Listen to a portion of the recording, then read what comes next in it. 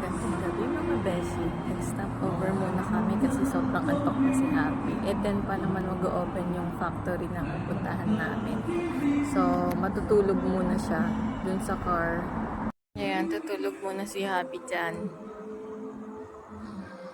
Ako dito muna ako, tatambay muna ako.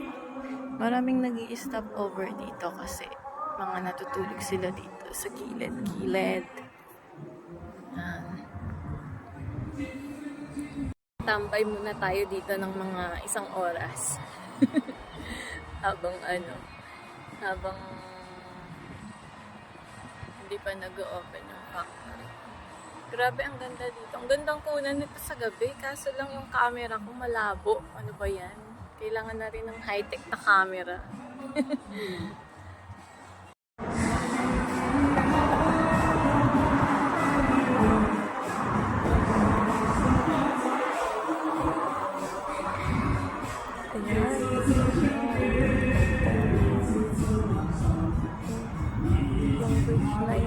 Na po yan sa personal, mas maganda. Mas maganda siya tignan sa personal.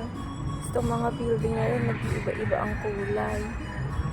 Nakakainis ang labo ng camera ko. Ano ba yan? Lalo na itong building na ito, itong Crown Plaza ba yan? Crown Plaza nga ata. Ano ba yan? Hindi ko mabasa. Yung paningin ko, nagdodoble yung letter.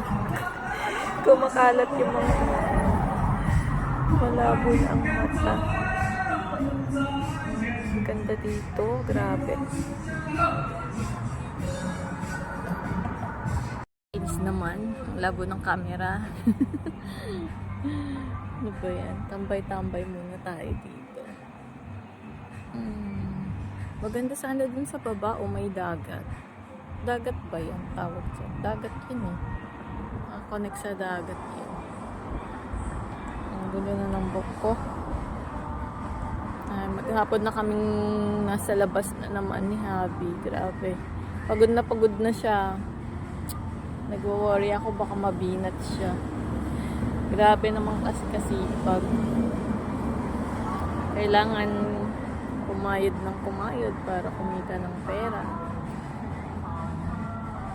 O siya, magmi-me time muna ako. Bye-bye. Sa susunod ulit.